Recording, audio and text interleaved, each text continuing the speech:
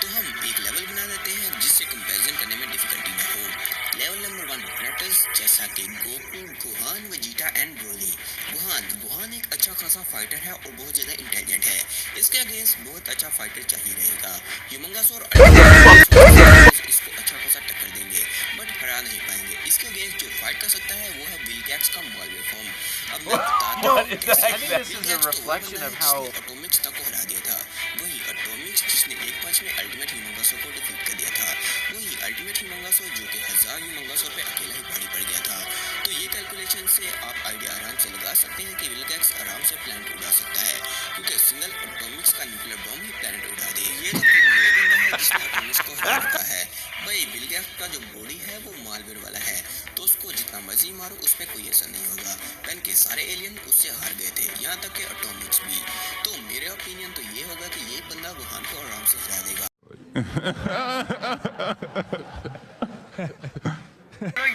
सैकड़ों यूनिवर्स पे है, इतना यूनिवर्स पे तो जेनु सामा का भी कंट्रोल नहीं है। खत्म भाई, हो गया खत्म। वो द्वार कौन है तो फैट होने वाला, नहीं तो खत्म ही है भाई।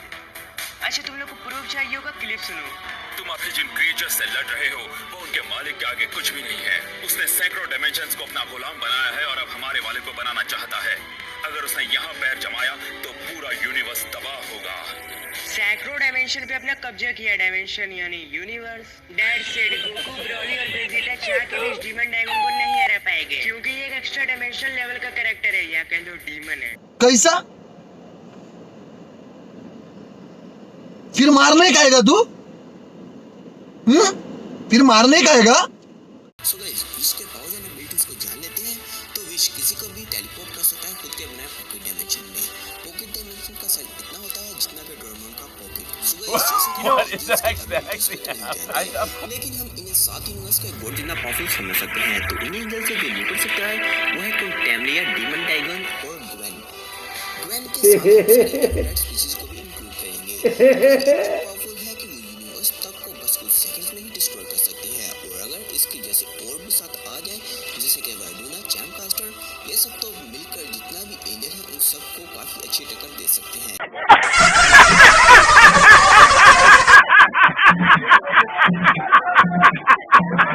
और किसी और के मल्टीवर्स को कंट्रोल मैनिपुलेट नहीं कर सकता, तो उनका पावर जो है उन्हीं के मल्टीवर्स पे काम करेगा जिसको उसने बनाया है। बट ये चीज ऑर्डर वर्सल बीइंग में अप्लाई नहीं होती है, क्योंकि वो मल्टीवर्स के बाहर रहते हैं और एलियन एक ऑर्डर वर्सल बीइंग है। इसका प्रूफ तुम्हें ये वीडियो में मिलेगा।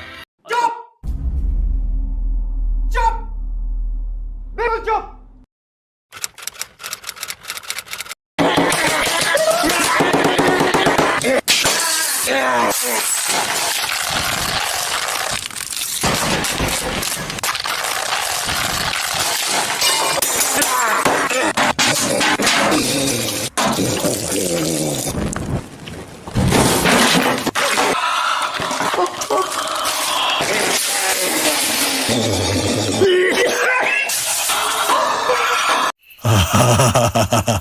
अभी मैं अपने वर्जन का बेन 10 वर्सेस ड्रैगन बॉल करने वाला हूँ। वीडियो को अंत तक जरूर देखना।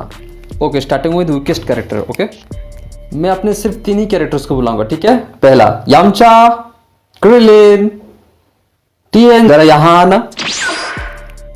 ये कैरेक्टर्स मतलब बेन 10 के 90% कैरेक्टर्स को सोलो करने का दम रखते हैं। वाई? क्योंकि बेन 10 के मैक्सिमम कैरेक्टर्स ढंग से कॉन्टिनेंटल लेवल पे नहीं आते हैं।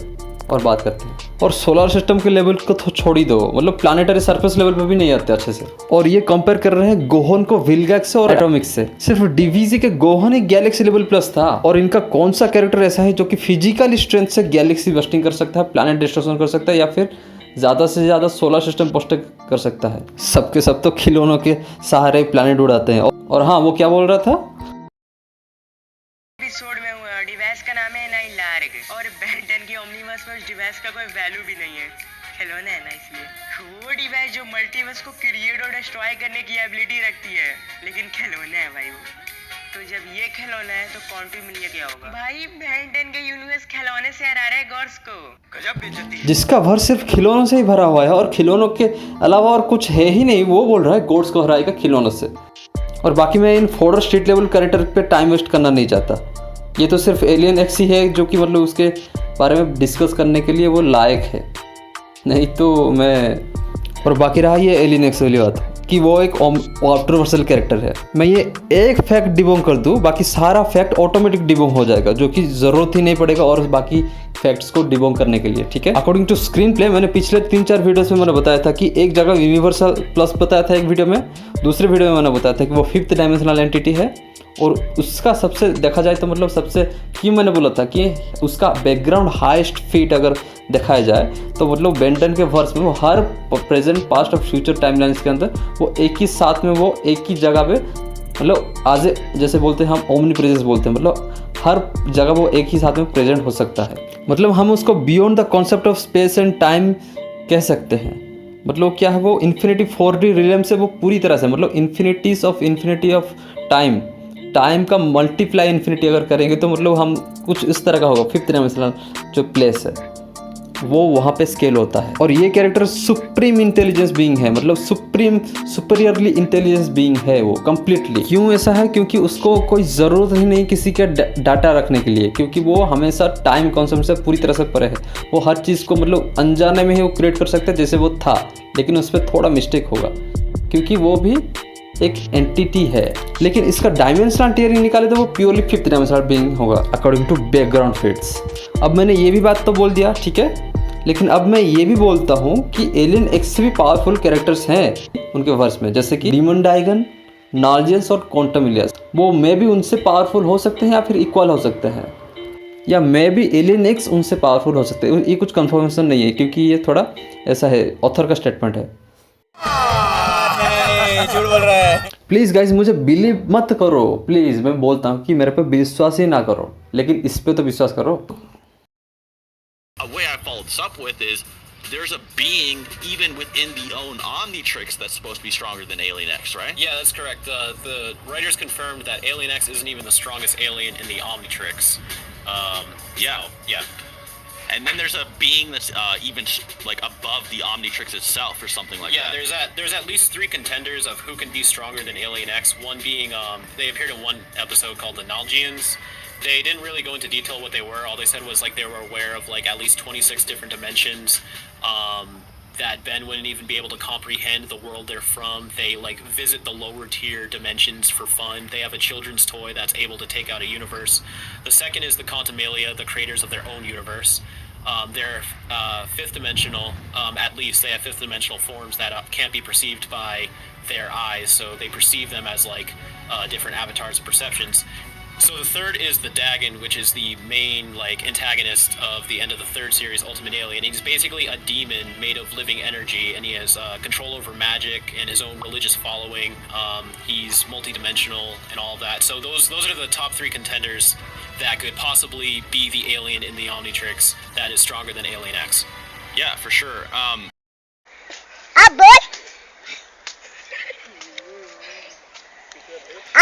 कुरो भैया के बारे में आप सब जानते हैं, बेंटन फैंस आराम से जानते हो कि कुरो भैया कौन है, ठीक है। एलियन एक्स आउटर वर्सल बोलने वाला ये पहले इंसान था, और यही इंसान ने एलियन एक्स को ओमनीपोटेंट बताया था, और इन्हीं से ये सारा परंपरा इन्हीं से ही चालू हुआ है, एलियन एक्स को आउटर वर्सल बोलने वाला या फिर ओमनीपोटेंट बोलने वाला। लेकिन यही भैया अभी ये बोल रहे हैं कि एलियन एक्स से ये पावरफुल मे भी हो सकते हैं, मे भी। और यही भैया अभी एक्स को भी 5th डायमेंशनल बीइंग्स मान रहे हैं, ठीक है, जो कि ओमनीपोटेंट और आउटर वर्सल जो मानते थे पहले। लेकिन भैया हद तो तब होती है जब इंडियन भाई हमारे जो है मतलब वो बियॉन्ड और को और तोआ से एलियन एक्स से लड़वाते हैं, मतलब क्या ही बोले। लेकिन कुछ लोग अच्छे हैं जो कि ये सारे बातों को समझते हैं। तो आपका शायद अभी विश्वास हो गया होगा कि एलियन एक्स का क्या फीट है और क्या डायमेंशनल टीयरिंग है और क्या औकात है। और अभी बात रही एनिमी वार की, वो एक मतलब फैन मेड क्रिएशन है जो कि मास्टर मीडिया के द्वारा बनाया गया है। वहाँ पे मास्टर मीडिया की राज चलता है और किसी का राज नहीं चलता। हालांकि क्रिएशन गोकू का एक्यूरेटोरिया में है, लेकिन स्टोरी पे कंप्लीटली मास्टर मीडिया का राज है। वहाँ पे वो गोकू को जेनो को कितना हाई बोल कर सकता है वो मास्टर मीडिया के ऊपर डिपेंड है। और वो कितना हाई बोल किया था या फिर वहाँ पे सीरीज में दिखाया था, मैंने पिछले इस debunk Saiyan flash debunk video में मैंने बताया था कि सिर्फ नारुतो, साइटामा और इचिगो को भी मल्टीवर्सल प्लस बताया था वहाँ। और वो एनिमी वार वाला डेमिग्रा वो नॉर्मल जेनो डेमिग्रा से मतलब बहुत ज़्यादा पावरफुल है, बहुत ज़्यादा। और वो वाला डेमिग्रा सिर्फ ड्रैगन बॉल पे कंट्रोल नहीं है, हर एनिमी फ्रेंचाइजी के हर कैरेक्टर्स के ऊपर उसका पूरा कंट्रोल है डेमिग्रा का। और इस पे मास्टर मीडिया ने मतलब जारामा और आफ्टर फ्यूजन ओमनी आर्कन होल एनिमी फ्रेंचाइज को मतलब इन्फिनिटी मल्टीवर्स का एक बहुत बड़ा थ्रेट है, मतलब उसको घोषित किया था वो। उसने बोला था कि इन्फिनिटी मल्टीवर्स वो डिस्ट्रॉय होने वाला था, सब कुछ खत्म होने वाला था। सिर्फ ड्रैगन बॉल फ्रेंचाइजी नहीं, होल फ्रेंचाइजी, मतलब उसका मतलब उनके फ्रेंचाइजी के बाद उनके मल्टीवर्स भी इंक्लूड होता है और होल मल्टीवर्स बन के एक ओमनीवर्स भी बनता है ड्रैगन बॉल के साथ साथ। तो इससे मतलब वो प्योरली ओमनीवर्सल टू आउटरवर्सल बनता है। मैंने पिछले वीडियो में बोला था लेकिन दिमाग पे नहीं आता। और हाँ, ये भी जान लो कि सिंपली डेमिग्रा का एग्जिस्टेंस ही वो एक्स्ट्रा डायमेंशनल फीट है, ये भी जान लो। और आप एक्स्ट्रा डायमेंशनल का फीट आप तो जानते ही होंगे अकॉर्डिंग टू हिम। और इनकी लॉजिक भी देखो भैया, मतलब ओमनी किंग को कुछ औकात ही नहीं है बोल रहे, बच्चे बोल रहे, मतलब क्या ही बोले, दिमाग गया घास चरने। सिर्फ डेमिग्रा का एग्जिस्टेंस ही मतलब एक्स्ट्रा डायमेंशनल फीट है। और डेमिग्रा जेनोगोकू के सामने कुछ भी नहीं है। जेनोगोकू डेमिग्रा को हरा देता है आराम से। और जेनोगोकू से कहीं ज़्यादा पावरफुल है बीरस। और फिर बीरस को वन शॉट करने वाला बहुत ही इजीली विश है, विथ ईज, मतलब एक ही हैंड से मतलब बीरस को वन शॉट कर सकता है। फिर wish is nothing comparison against grand twist. और ग्रैंड ट्विस्ट जो है वो जेनो को सर्व करता है। ये सब स्क्रीन पे देखते हुए भी इन लोगों को अकल नहीं आती तो हम क्या करें। और हाँ, मास्टर मीडिया का जेनो ओरिजिनल जेनो से बहुत ज़्यादा पावरफुल है। क्यों? क्योंकि ओरिजिनल जेनो सिर्फ ड्रैगन बॉल पे कंट्रोल है, ठीक है। और मास्टर मीडिया का जेनो होल एनिमी फ्रेंचाइज के होल मल्टीवर्स पे कंट्रोल है। होल मल्टीवर्स सिर्फ ड्रैगन बॉल का मल्टीवर्स नहीं, अदर फ्रेंचाइज के मल्टीवर्स पे उसके ऊपर पूरी तरह से कंट्रोल। ये तो होगी एनिमी वार की बात। अब बात करते हैं कॉस्मोलॉजी की, ड्रैगन बॉल कॉस्मोलॉजी की। डीबी कॉस्मोलॉजी मतलब dragon ball cosmology west cosmology से पूरी तरह से अलग काम करता है। वेस्ट के हिसाब से वो नहीं चलता, जैसे वेस्ट के सिस्टम से वो उनका यूनिवर्स का साइज कंपैरिजन वो पूरी तरह से अलग होता है, वो ईस्ट के हिसाब से चलता है। यहाँ पे ऑथर होल यूनिवर्स के साथ साथ होल अदर रिलेम्स को भी मैक्रोकाज़म बोलते हैं। और मैक्रोकाज़म में क्या क्या चीज़ आता है, मोर्टर रिलेम हो गया, कायोसिन रिलेम हो गया, हेवन है, हेल है। और इनका साइज भी बताया है उन्होंने। तो साइज है जैसे कि हमारा normal universe trillions of light years expand हुआ है, जैसे कि observable universe trillions of light year expand हुआ है, या फिर उससे 200 गुना बड़ा है observable universe, real life universe. लेकिन ड्रैगन बॉल का जो यूनिवर्स है वो कैसा है, उसको बोला जाता है इन्फिनिटली एक्सपांशन करने वाला, या फिर इन्फिनिटी बता सकते हो, या फिर क्वाड्रिलियंस ऑफ टाइम बड़ा होता है नॉर्मल रियल लाइफ यूनिवर्स से। झूठ बोल रहा है। मैंने बोला था भाई मेरे पर विश्वास ही मत करो, ठीक है, लेकिन इसके ऊपर तो विश्वास करो। The living universe is a possibly infinite three-dimensional realm, and heaven is as wide as it and is contained within an even larger realm. It means that the afterlife is possibly a...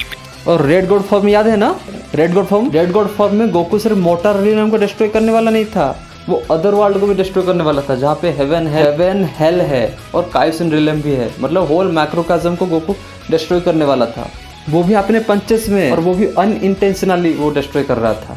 intention नहीं था destroy करने का, unintentionally destroy कर रहा था। अभी वो form जो है रेड गॉड फॉर्म जो है वो मतलब बेस फॉर्म में वो फिट्स दिखा सकता है। रेड गॉड फॉर्म की जरूरत नहीं, वो बेस फॉर्म में वो फिट दिखा सकता है। और उसके बाद सुपर सेन है, फिर सुपर सेन 2 फॉर्म में है, मतलब इसका मल्टीप्लाई आप जानते हो ना, 50 टाइम 500 टाइम। सुपर सेन 3 भी है, रेड गॉड फॉर्म है, फिर ब्लू फॉर्म है, उसके बाद मतलब अल्ट्रा इंस्टिट है, और अल्ट्रा स्ट्रीट आप जानते हो, ultra street world of void को सेक किया था, वॉइड को सेक किया था, जो कि मल्टीवर्स से कई गुना ज़्यादा बड़ा होता है। मतलब मल्टीवर्स उसमें खो जाएगा, उसको लिटरली बोला जाता है वो स्पेस और टाइम वहाँ पे एग्जिस्ट ही नहीं करता। मतलब इन्फिनिटली नथिंगनेस से वो पूरी तरह से भरा हुआ है। अगर इन्फिनिटली नथिंगनेस से वो चीज़ भरा हुआ है, मतलब कुछ चीज़ है ही नहीं, तो गोकू क्या सेक किया था? वो इन्फिनिटी को हिलाया था। तो इसका मतलब समझ लो कि अल्ट्रा इंस्टेंट का सिर्फ आने से ही गोकू इन्फिनिटी को हिलाता है। तो इसका मतलब क्या मैं गोकू का आउटर वर्सल बोलूँ क्या आउटर वर्सल? नहीं बोलता है, क्योंकि मैं फैन बॉय नहीं हूँ। मैं स्पेकुलेशन पे बिलीव नहीं करता, क्योंकि मुझे भी इसका डायमेंशनल टियरिंग पता नहीं है। मैं भी आज ढूंढ रहा हूँ कि मतलब वर्ल्ड ऑफ वॉइड का डायमेंशन टियरिंग क्या है। और ये लोग बात करते हैं ट्रिलियंस ऑफ यूनिवर्स डिस्ट्रक्शन की, 100,000 ऑफ यूनिवर्स डिस्ट्रक्शन की।